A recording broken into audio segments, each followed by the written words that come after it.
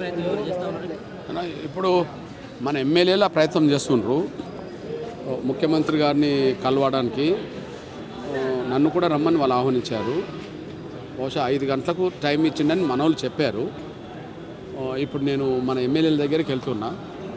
ఎమ్మెల్యేలతో మాట్లాడి మంత్రి దామోదర్ని కలుస్తాము.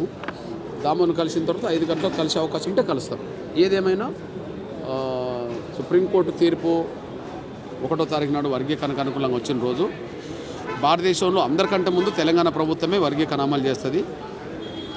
ఇప్పుడు నోటిఫికేషన్ ఇచ్చిన దాంట్లో కూడా వర్గీకరణ అమలు చేయడానికి ఆర్డినెన్స్ కూడా జారీ చేస్తాం అని చెప్పి మాట్లాడడం జరిగింది.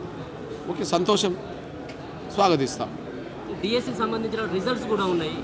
వీళ్ళకు ఉన్నటువంటి వాళ్ళకి మేము అవసరమైతే ఈ సంబంధించినటువంటి ఎగ్జామ్స్ రాసినటువంటి అభ్యర్థులు కూడా న్యాయం చేస్తామని చెప్పేసి చెప్పడం జరిగింది. రిజల్ట్స్ ఉన్నాయి. నేను ఒక మాట చెప్పాను, జడ్జిమెంట్ వచ్చి 20 రోజులు అందరికంటే ముందు అమలు చేస్తారనేది రేవంత్ రెడ్డి గారు. కాబట్టి అమలు చేయడం కోసం 20 రోజుల్లో ఏం నిర్ణయాలు తీసుకున్నాడు అనేది ఇంపార్టెంట్ కదా. నేను అదే అంటున్నా, అమలు చేస్తామని అసెంబ్లీలో మాట్లాడిన తర్వాత ఇప్పటికి 20 రోజులు. ఈ 20 రోజులు అమలు కోసం ఏ చర్యలు తీసుకున్నారు? కేసును జడ్జిమెంట్ కాపీని స్టడీ చేశారా? స్టడీ చేసిన తర్వాత ఇప్పుడు ఇంప్లిమెంట్ చేయడానికి ఏ ప్రయత్నం చేయాలా, ఏ నిర్ణయాలు తీసుకోవాలనేది ఆలోచించాల్సింది ఎవరు? ముఖ్యమంత్రి, ప్రభుత్వం కదా. కాబట్టి ఇప్పుడు నేను పోతున్నా కదా, ఓకే నువ్వు అసెంబ్లీలో ఏం చెప్పావో కదా అమలు చేయమని నేను కోరుతాను, అంతే కదా. మరి 20 రోజులు దానికి అనుగుణంగా ఏం చేసిండనే విషయం కూడా నేను అడుగుతా. ఏం చెప్తాడో చూద్దాం. రిజల్ట్ వచ్చిన తర్వాత తీసుకునేందుకు వీలు ఉండదు కదా సార్, అందుకని ఇంకా ఈ మంత్ చివరిలో ఉంది ఈ డిఎస్సికి సంబంధించినటువంటి. కాబట్టి మీరేమైనా ఒత్తిడి తీసుకొస్తారు? నేను ఇప్పుడు పోయేదే ముఖ్యమంత్రి దగ్గరికి కదా. ఆయన నిండు శాసనసభలో ఇచ్చిన నోటిఫికేషన్లో కూడా వర్గీకరణ అమలు చేస్తాం, ఆర్డినెన్స్ తీసుకొస్తాం అందుకోని అన్నాడు. అందుకు అనుగుణంగా 20 రోజులు ఏ స్టెప్స్ తీసుకున్నాడు అనే విషయం నేను కనుక్కోవాలి. ఇప్పుడు నువ్వు ఇచ్చిన మాట నువ్వు నిలబెట్టుకొని అమలు చేయమని చెప్పి నేను కోరుతా.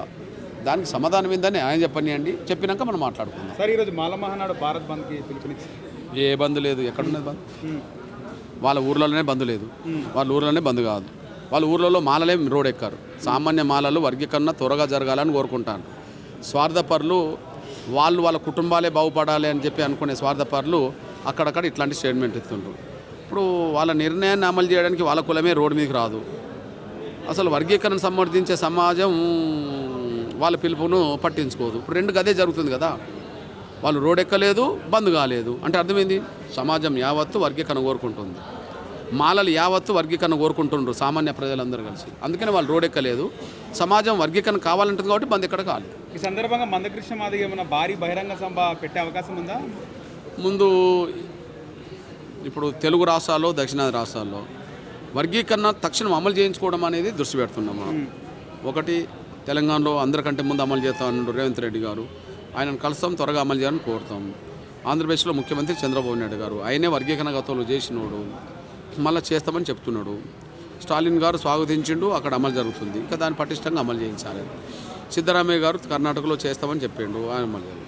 ముందంటే మన దృష్టి త్వరగా వర్గీకరణను అమలు చేయించుకోవడం మీద దృష్టి పెట్టాము. అమలు జరిగినాక మిగతా విషయాలు. తెలంగాణ ప్రభుత్వంలో ముఖ్యంగా మాదిగ సామాజిక వర్గానికి చెంది ప్రాతినిధ్యం మంత్రి ఉన్నప్పటికీ కూడా ప్రాతినిధ్యం ఉందంటారా ఈ కాంగ్రెస్ ప్రభుత్వంలో తెలంగాణ? రెడ్లతో పోల్చుకుంటే మాదిగల స్థానం తక్కువే, మాలలతో పోల్చుకున్నా మాదిగల స్థానం తక్కువే. అగ్రకులాల్లో రెడ్లకు ఉన్నంత ప్రాధాన్యత కాంగ్రెస్ పార్టీలో ఇంకా వేరే వాళ్ళకు ఉండదు. దళితుల్లో మాలలకు ఉన్నంత ప్రాధాన్యత మాదిగలకు కూడా కాంగ్రెస్ పార్టీలో ఉండదు. అది సాక్ష్యమే. ఉదాహరణకు ఇప్పుడు క్యాబినెట్ ర్యాంకులోనే స్పీకర్ కూడా మాలే కదా. మంత్రి సంబంధించిన కూడా ఉన్నారు కదా. ఉన్నారా లేరా? ఉన్నారు కదా. ఇప్పుడు మొన్న పార్లమెంట్ ఎన్నికల్లో మొత్తం సీట్లన్నీ వాళ్ళు లాక్కున్నారు కదా. రాజకీయంగా చూస్తే మొత్తం కాంగ్రెస్ పార్టీ మాలలకే పెద్దపీట ఎత్తదనే విషయం రుజువుతుంది. మల్లికార్జున ఖర్గే కూడా కర్ణాటక నుంచి మాల సామాజిక వర్గమే అంటాము. ఇప్పుడు ఒక సుప్రీంకోర్టు జడ్జిమెంట్ మీద ఎందుకు స్పందించలేదు? కాంగ్రెస్ అధిష్టానం ఎందుకు స్పందించలేదు? ఇంతవరకు స్పందించలేదు కదా. దాన్ని బట్టి అర్థమవుతుంది అంటే వర్గీకరణకు అనుకూలం అయితే వెంటనే స్పందించేవాళ్ళు, అనుకూలం కాదు కాబట్టి స్పందించలేదు. మందకృష్ణ మాదిగ మాలలు ఇతర కులాలు సంబంధించి వాళ్ళతో ఏమైనా రౌండ్ టేబుల్ సమావేశం పెట్టే అవకాశం ఉందా ఫైనల్గా? నేను వాళ్ళ మీద నాకు నమ్మకం లేదు. ఎందుకు లేదంటే ఇప్పుడు రాష్ట్రపతి ఫోటో చూపించాను చూడండి, రాష్ట్రపతి కేఆర్ నారాయణ అది 99లో 99లో అప్పుడు మాలమోహనాడు లీడరు పివి రావు గారు ఒక మధ్యవర్తి మాల పెద్దయనే ఒక వర్ధన్ అని ఒక స్వచ్ఛంద సేవా సంస్థ నడిపేటైన మధ్యవర్తి ఈ వర్గీకరణ సమస్య పరిష్కరించుకోవడానికి కూర్చొని మాట్లాడుకుందామని చెప్పి సిట్టింగ్ చేయించాడు. ఇప్పుడు జోపడి ప్రభాకర్ అందులో ఉన్నాడు, మల్లు రవి కూడా అందులో ఉన్నాడు. ఓకే, మాదిగల నుంచి నేను ఒక్కనే పోయినా, కానీ మాలల నుంచి 4-5 వచ్చారు. అంటే ఒక ఒప్పందం జరిగింది. అప్పటికి ఈ ఇష్యూ రాష్ట్రపతి దగ్గరకు ఉన్నది. రాష్ట్రపతి కూడా దళితుడు. అందులో 2 అంశాలు ఉంటాయి. దళితుల్లో అసమానతలు ఉన్నాయనేది ఒక అభిప్రాయం, ఉమ్మడిగా అంగీకరించాం.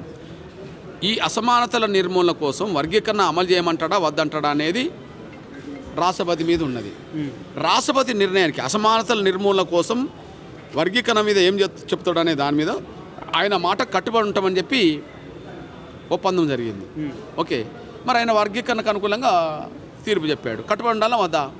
మేము కట్టుబడి ఉండమని స్టేట్మెంట్ ఇచ్చారు. కట్టుబడి ఉండమని స్టేట్మెంట్ ఇచ్చారు. ఎవరు అప్పుడు ఉద్యోగం నడిపింది? ఎవరు? పివి రావు గారు స్టేట్మెంట్ ఇచ్చాడు.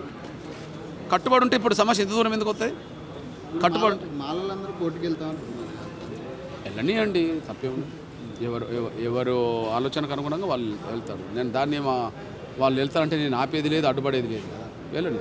ఇంకోటి ఏంటంటే మీరు కూడా బీజేపీలో చేరబోతున్నారని కొన్ని వార్తలు వచ్చినాయి, దాని గురించి 30 ఏళ్ళుగా నా మీద వార్తలు రానిది ఏమన్నా ఉంటుందా కదా? సార్ అందరూ కూడా కండువా మారదని చెప్పాను. అంబేద్కర్ తర్వాత మందకృష్ణ మాదిగనే చరిత్రలో ఉండిపోయేది అని మొన్న మీరు వచ్చినప్పుడు భార్య రాయల్లో ప్రజలందరూ కూడా మాట్లాడడం జరిగింది. అంటే 30 ఏళ్ళ ఉద్యమాన్ని నడిపి చరిత్రలో ఉండిపోయినారు మీరు ప్రస్తుతం. ఎట్లా అనిపిస్తుంది అన్న? ఇప్పుడు ఒక జాతికి ఒక సమాజానికి తరతరాలుగా అన్యాయం జరుగుతుంది.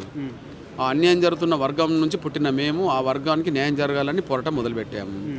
ఆ పోరాటంలో 3 దశాబ్దాలు. ఓకే, ఈ 3 దశాబ్దాల్లో ఎన్నో అనుభవాలు, కష్టాలు, బాధలు, నిందలు, జైళ్ళు, మరణాలు, కుట్రలు ఇవన్నీ చూసాం. చివరికి ప్రాణాలు కోల్పోయిన సందర్భాలు మన బిడ్డలు ఇవన్నీ చూసాం. అంతిమంగా ఒక 30 ఏళ్ళ తర్వాత ఒక పరిష్కారం విజయం దక్కింది. ఏంటంటే అభిమానంతో అట్లా అనవచ్చు కానీ నన్ను నమ్ముకున్న నేను పుట్టిన నా జాతికి ఒక నిజమైన సేవకుడుగా పనిచేశాను. ఇక మిగతా విషయాలు నాకు అనవసరం. సార్, ముఖ్యంగా చంద్రబాబు నాయుడు మీకు వెన్నుదన్నుగా ఉన్నారు, మీరు కృతజ్ఞతలు కూడా తెలిపినారు. ఎప్పుడు కలవబోతున్నారు ఆంధ్రప్రదేశ్ ముఖ్యమంత్రి చంద్రబాబు నాయుడు? వెంటనే కలుస్తాను కదా. ఇక ఇప్పుడు రేవంత్ రెడ్డి గారు ముఖ్యమంత్రి, తెలంగాణ ముఖ్యమంత్రి కలిసిన తర్వాత వెంటనే 25-30 లోపు ఆయనను కూడా కలవడానికి అవకాశం ఉంది. సార్, గతంలో ఇండిపెండెంట్గా పోటీ చేసినారు, ఏ రాజకీయ పార్టీ సపోర్ట్ లేదు. ఇప్పుడు ఏమైనా పోటీ చేసి బీజేపీ సపోర్ట్ తీసుకొని ప్రజాప్రతినిధిగా ఉండాలని ఒక ఆలోచన ఏమైనా ఉందా? అంటే నేను ముందు వర్గీకరణ అంశం అమలు చేయడం మీద దృష్టి పెట్టాను. నేను ఈ అమలు జరగడం మీద దృష్టి పెట్టినప్పుడు మళ్ళీ మిగతా విషయాల గురించి ఆలోచించడం కంటే నాకు కండువ మారదని చెప్పాను. సంకేతం అదే. అయితే